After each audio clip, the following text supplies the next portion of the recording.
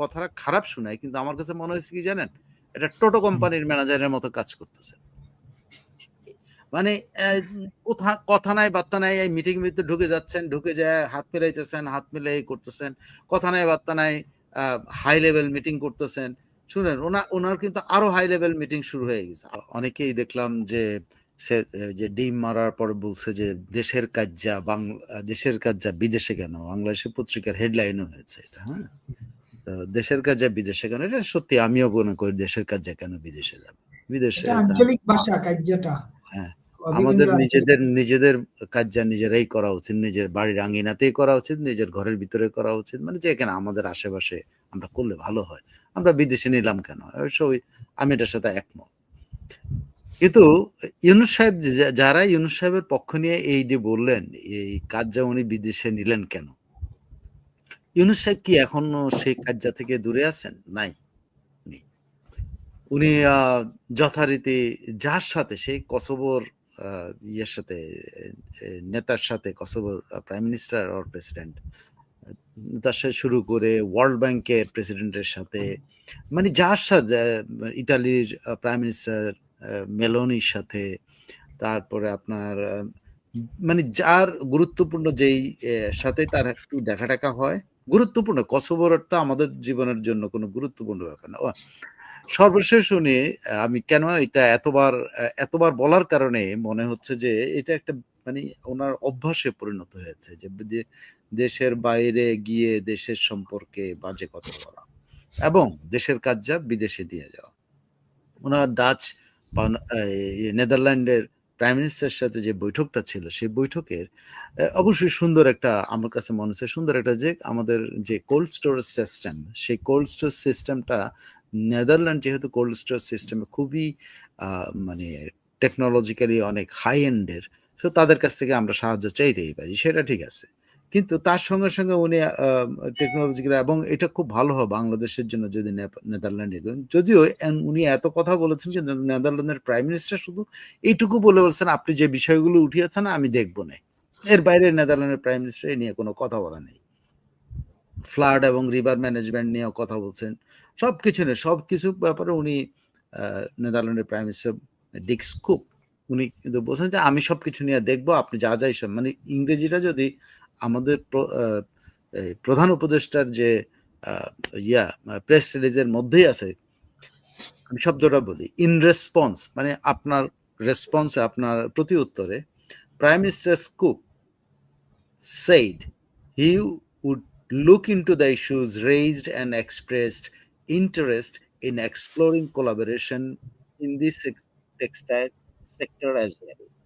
মানে ইউনূস সাহেব যেগুলো উঠেছেন সেগুলোর ব্যাপারে, ইন্টারেস্ট দেখানোগুলোর ব্যাপারে উনি দেখবেন, এবং টেক্সটাইল সেক্টরেও নাকি উনি কোলাবোরেশনের জন্য আগ্রহ প্রকাশ।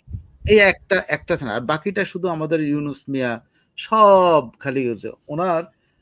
উনি যথারীতি এর সাথেও, এনার সাথেও বাংলাদেশের আপকামিং জেনারেল ইলেকশন নিয়ে কথা বলেছেন, রিফর্মের কি হচ্ছে সেটা বলছেন, ইন্টারিম গভর্নমেন্ট দিয়েছেন, এবং যথারীতি ওয়ার্ল্ড ব্যাংকের সাথে যেটা কথা বলেছেন, যথারীতি মেলোনির সাথে যেটা বলেছেন, যথারীতি কসোভোর মতো দেশের সাথে যেটা বলেছেন, মানে যাকে সামনে পাচ্ছে, এবং পাকিস্তানের সাথে সবচেয়ে মজার হলো পাকিস্তানের সাথে কি বিষয়টা কি দেখেন, বিষয়টা হলো rising threat of misinformation and regional economic integration. এখন রাইজিং থ্রেট অফ মিসইনফরমেশন এটা এক জিনিস, অ্যান্ড রিজিওনাল ইকোনমিক ইন্টিগ্রেশন এটা আলাদা জিনিস। কিন্তু উনি রাইজিং থ্রেট অফ ইনফরমেশন বলতে উনি আরো ডিটেইল বলছেন।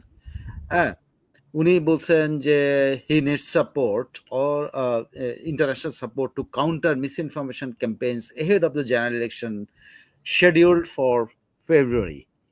মানে এই একই সেন্টেন্স কিন্তু প্রত্যেক জায়গায় বলতে যাচ্ছেন যে নির্বাচনের সামনে এসে এই মিসইনফরমেশন ফাইট করার জন্য ওনাকে ইন্টারন্যাশনাল সাপোর্ট লাগবে, কোট আনকোট আমি বলি।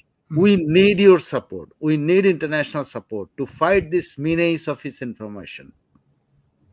এরপরেই উনি চলে গেছেন হলো সাবেক সরকারের দিকে। তার বক্তব্য হলো আবার সাবেক সরকারের দুর্নাম করলেন। সেটা দুর্নাম করতেও কিন্তু সাবেক সরকার হটিয়ে উনি আসছেন, সব দুর্নাম করতে পারেন, এটাতে আমার কোনো কিন্তু এটার সাথে মিস ইনফরমেশন উনি অ্যাড করছেন আবারও। There were no real elections during the 15 years of autocratic rule, 15 বছরে কোনো রিয়েল ইলেকশন ছিল না অটোক্রেটিক স্বৈরাচারী সরকারের সময়। কি কারণে যদি ফ্যাসিজম থেকে সরে গেলেন এটা আমি জানি না। আজকে থেকে মনে রাখেন উনি কিন্তু এখন ফ্যাসিজম বলছেন না, উনি অটোক্রেটিক বলছেন। Now the cronies of the former dictators are funding former dictators. I don't know who are these dictators. একজন শেখ হাসিনাকে ডিক্টেটর বলতো, আমি বলছি former dictators. The cronies of the former dictators are funding anti-Bangladesh misinformation campaigns aimed at derailing the upcoming election.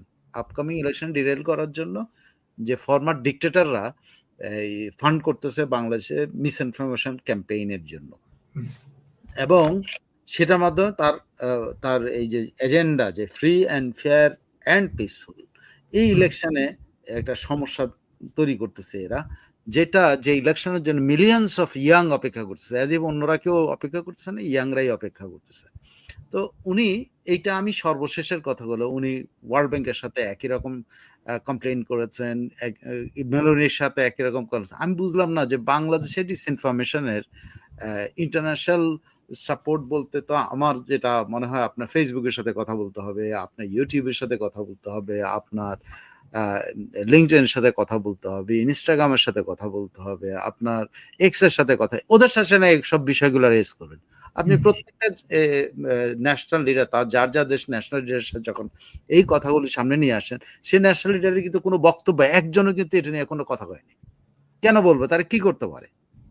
ইটালির কি করার আছে বাংলাদেশে যে আপনার ইউটিউবের যে ক্যাম্পেইন গুলো হয় সেই ক্যাম্পেইন গুলা ঠেকানোর জন্য ইটালি কি করতে পারবে? ফেসবুকে যে ক্যাম্পেইনটা করতেছে সেই ফেসবুকের ক্যাম্পেইন ঠেকানোর জন্য ইটালি কি করতে পারে? কসোভো কি করবে? কোথায় সুদূর কসোভো, যে কসোভোর সাথে আমাদের ধরুন হাজার খানিক বাঙালি ওখানে থাকে। হ্যাঁ, কসোভোর সাথে তো ওখানে আবার আসিফ নজরুলও ছিলেন, এবং সেখানে উনি বলছেন যে উনি গ্র্যাটিটিউডের সাথে ইয়ে করেন, বাঙালিরা তার সম্পর্কে হাই কথা বলে, হাই মানে কসোভোর নেতা সম্পর্কে বাঙালিরা হাই কথা বলে, এটা আসিফ নজরুল বলতেছে। তো ভালো হাই কথা। যাই হোক, তো এই যে একটা বাংলাদেশকে উনি ইয়ে করতেছেন, মানে হিউমিলিয়েট করতেছেন, যে বাংলাদেশের সবকিছু এখন বাংলাদেশের বিরোধী শক্তি তার মানে থাকতে পারে না, এখানে কোনো ইনফরমেশনের ব্যাপারে আপনার দ্বিমত থাকতে পারবে না, আপনাকে সারাক্ষণ পক্ষে থাকতে হবে, পক্ষে না থাকলে এটা ডিসইনফরমেশন হয়ে যাচ্ছে। সেই ডিসইনফরমেশনের বিরুদ্ধে ফাইট করার জন্য উনি মেলোনিরা এবং পাকিস্তানের প্রাইম মিনিস্টার, আপনি দেখেন পাকিস্তানের প্রাইম মিনিস্টারের সাথে বৈঠকটার ছবি দেখলে আপনি ইয়ে হয়ে যাবেন, মনে হয় যেন যে কয়টা ছবি আছে মনে হচ্ছে যে তিনি ছোট ভাই আর শেহবাজ শরীফ হলো বড় ভাই।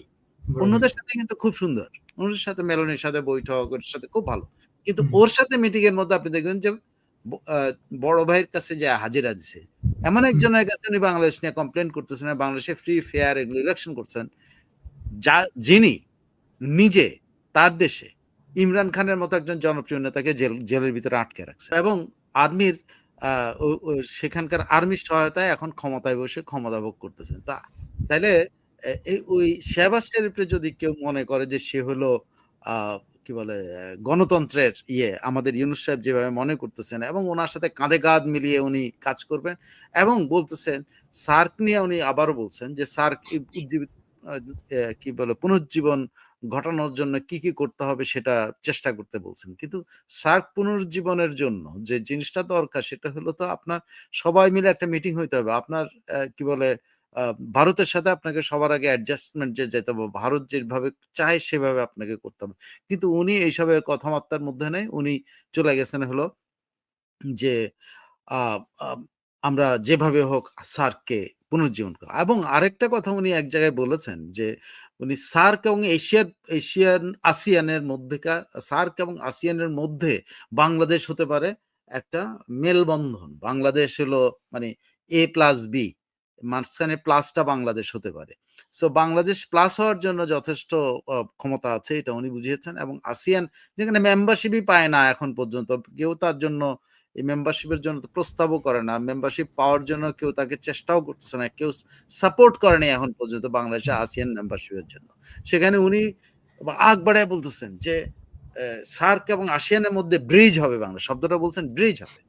আরে ভাই, আপনি আসিয়ানের খবর নাই, আপনার সার্কের খবর নেই, আপনি মাঝখানে ব্রিজ হইতে চান, কি মানে আমরা ২ পারই নাই। কোন পাড়ই আপনি নাই। এখন হুম, মাঝখানে আপনি ব্রিজ হবেন। তো পাড় ছাড়া আপনি ব্রিজ হবেন কিসের মধ্যে? তো এরকম বুঝছেন মানে আ অ বাকোয়াস, বাকোয়াস উনাকে আমার কাছে যদি কথাটা খারাপ শোনায় কিন্তু আমার কাছে মনে হয়েছে কি জানেন? এটা টোটো হুম, কোম্পানির ম্যানেজারের মতো কাজ করতেছে। মানে কথা নাই বার্তা নাই এই মিটিং এর ভিতরে ঢুকে যাচ্ছেন, ঢুকে যেয়ে হাত মিলাইতেছেন, হাত মিলাই করতেছেন। কথা নাই বার্তা নাই আ হাই লেভেল মিটিং করতেছেন। শুনেন উনার কিন্তু আরো হাই লেভেল মিটিং শুরু হয়ে গেছে। আবারও কয়েকটা হাই লেভেল মিটিং করছে। সব হাই লেভেল। হুম, অথচ সাইড লাইনে এগুলো ছোটখাটো ইভেন্ট শুধু। হুম, অ্যা কি বলে? আপনার যে এই যে একটা হাই লেভেল লেটেস্ট মানে ৪ ঘন্টা আগে যেটা উনার ওখান থেকে আপলোড করছে। উনি কিসে গেছেন? Chief Advisor Professor Mohammad Yunus delivered the following speech at the high-level meeting to commemorate the 30th anniversary of the World Program of Action for Youth at UN headquarters on the sidelines of 80th UN General Assembly. এটা কিন্তু UN এর কোনো meeting টেটিং না। এটা side লাইনে কিছু একটা হচ্ছে কিন্তু এটাও হাই লেভেল। সব হাই লেভেল যা করতেছেন বুঝছেন? ২ জন হাতাহাতি করতেছেন সেটাও হাই লেভেল, দৌড়াদৌড়ি করতেছেন সেটাও হাই লেভেল, পিছে যায়া ইয়া দিয়ে হাত মিলাইতেছেন সেটাও হাই লেভেল, ছবি হুম, উঠায় দিচ্ছেন সেটাও হাই লেভেল। তবে এবার যে যন্ত্রণা থেকে আপনি মুক্তি পাওয়া গেছে কিছুটা, সেটা হলো ওনার যে প্রেস বিভাগ আছে যে ৫ জন যে প্রেস বিভাগের ৫ জন তারা হুম, এবার আর ওনার এই সবকিছু নিয়ে আর নাচানাচি করতেছে না। মানে প্রত্যেকের ইয়ের মধ্যে যে ই ইউনুস সাহেবের যে চিফ অ্যাডভাইজার যে গভর্নমেন্ট যে ফেসবুক সাইট আছে সেখানে যেরকম আপলোড করতো অন্যান্য সময় তো তারা নিজেরাও আপলোড মানে আপনি হুম, কাহিল হয়ে যেতেন। এবার একটু ওই দিক থেকে স্বস্তি পাওয়া গেছে যে চারিদিকে না চিফ হেড তবে একটা জায়গায় আছে আপনি কনফিউজড হবেন কারণ এবার উনি ওই সময়ের মতো মানে সবার সাথে যায় যে দৌড়ায় যে হাত মিলাবেন কারণ একেকজন একেক হোটেলে থাকে রে। সবাই তো সবসময় ইউএনএ উনি বসে থাকেন ইউএনএ যা বসে আছেন কেউ আসলে তার সাথে যে হাত মিলাচ্ছেন কেউ আসলেই তার সাথে হাত মিলাচ্ছেন এটা উনি করতেছেন কিন্তু তারপরে উনি ওনার কাঙ্ক্ষিত লোকজনকে পাচ্ছেন না যেমন ওনার ইয়েকে পাচ্ছেন না ট্রাম্পকে পাওয়া যায়নি যেমন এমানুয়েল ম্যাক্রোর সাথে ওনার দেখা হয় নাই দেখা ওনার কারোর সাথে ওনার যারা টার্গেট করে শুধু মেলানি ছাড়া কারোর সাথে ওনার দেখা হয় তো উনি সারাক্ষণ বসে আছেন এখানে যান ওখানে যান আপনি দেখবেন যে এই যে টিমটা নিয়ে গেছে সেই টিমটার কাজ সম্পর্কে যদি আপনি বলেন মানে ইউনুসের যেরকম কোনো কাজ নেই ছোট কোম্পানির ম্যানেজার মতো দৌড়াদৌড়ি করে ছবি উঠাচ্ছে আমাদের যারা এইখানকার যে ১০৪ জন গেছে তারাও কিন্তু একই কাজ করে বেড়াচ্ছে। তারা বিভিন্ন আত্মীয়স্বজনের বাড়িতে খাওয়া-দাওয়া করতেছে। আপনি কালকে একজন এনসিপি নেত্রীর আ উনি ফেসবুকে স্ট্যাটাস দিয়েছেন। কি স্ট্যাটাস দিয়েছেন? উনি আর কোন কাজ খুঁজে পাইতেছেন না। তো কি করবেন? তো উনি দেখলেন যে একটা আ মেডিকেল টেকনোলজির উপরে একটা সাইড লাইনে একটা মিটিং হতে যাচ্ছে। তো উনি তাড়াতাড়ি তাদের কাছে লিখলেন যে, "আমি তোমাদের ওখানে আমন্ত্রিত অতিথি ছাড়া যেতে পারো না।" তাড়াতাড়ি ওদেরকে লিখলেন, "আমি একটু আসতে চাই, আমি একটু জয়েন করতে চাই। আমাকে তোমরা যদি ইনভাইট করো।" তো ওরা ইনভাইট করছে। উনি ওখানে যায় মানে সে তার নিজের Facebook স্ট্যাটাস বসে সে মানে অলস, তার কোনো কাজ নাই। হ্যাঁ? এখন আপনি এই যে ১০৪ জন কি করতেছে না করতেছে কেউ বলতে পারে না। আম বেশিরভাগই আত্মীয়স্বজনের বাড়িতে বেড়াতে গেছে। আপনার এই যে আলোকচিত্রী, চিত্রশিল্পী যে এই লালবদর, শহীদুল আলম সেও গেছে। সে কিন্তু আত্মীয়স্বজনের আ ইয়ে খেয়ে বেড়াচ্ছে। আপনার যে প্রেস বিভাগের যে ৫ জনই গেছে তারাও কিন্তু এরকম আত্মীয়স্বজনের বাড়িতে খাওয়া-দাওয়া করে বেড়াচ্ছে। মানে যতজন গেছে একটা হলো তো মানে আ আ অফিসিয়াল একটা টিম, আরেকটা হইলো নথিভুক্ত একটা টিম। ২ ধরনের। যে যারা নথিভুক্ত টিম এদের বেশিরভাগই ঘুরে ফিরে খাচ্ছে। এখানে কিন্তু আমরা হয়তো মনে করছি মাত্র ৬ জনকে নিয়ে গেছে যে যারা রাজনৈতিক না, তা না আরো অনেক বুঝছেন? অনেক লাসপেন্সার যারা উনার অ নোবেল ইউনুসকে ভালোবাসে। শুধু ইউনুসকে ওরা ভালোবাসে না। ওরা নোবেল ইউনুস মানে ইউনুস নোবেল পাইছে এটা কিন্তু ইউনুসকে ভালোবাসে। এরকম ভালোবাসার বহু লোকজন তার সাথে গেছে যারা হোটেলে ঠিকমতো থাকে না। সরকারি হোটেল, সরকারি টাকায় তো হোটেল আছেই। কিন্তু বাইরে ঘুরে বেড়াচ্ছে।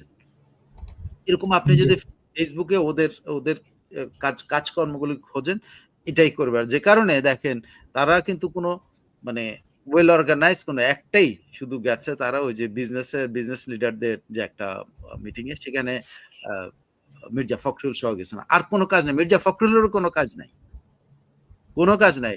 যে কাজের জন্য আসছেন সেই কাজেরটা একটা গোপন মিটিং হবে, গোপন মিটিং এ ওনারা সবাই হাজির হবেন এবং সেখানে কিন্তু দেখবেন যে ৫-৬ ঘন্টায় তাদের কোনো খোঁজ থাকবে না। ওই মিটিংটাতে ওনাদেরকে ব্রিফ করা হবে বাংলাদেশে কি করা উচিত, বাংলাদেশে কিভাবে তারা ইউএসএ কিভাবে হোল্ড বা ফুটপ্রিন্ট রাখতে পারে পার্মানেন্টলি, সেটার জন্য যে মিটিংটা হওয়ার কথা আছে সেই মিটিংটাতে যাবার। এখন আমরা অপেক্ষা করতে হবে আমাদের ওয়াশিংটনের কি বলে প্রেস মিনিস্টার, তিনি কখন জানান যে যে স্টেট ডিপার্টমেন্টের সাহায্যে, মানে কবে ইউনূস সাহেবরা এবং এই ৪ জনকে ইয়েতে নিয়ে যাওয়া হয়, ওয়াশিংটনে নিয়ে যাওয়া হয় স্টেট ডিপার্টমেন্টের সাথে বৈঠক করার জন্য। এটার জন্য এটা এখন এখানে ভাই গোয়েন্দাগিরি করতে হবে। আমি তো এটা এখান থেকে পারব না। তবে তাদেরকে যেকোনো সময় তাদেরকে ওয়াশিংটন নেওয়া হবে এই ব্রিফিংটা দেওয়ার জন্য।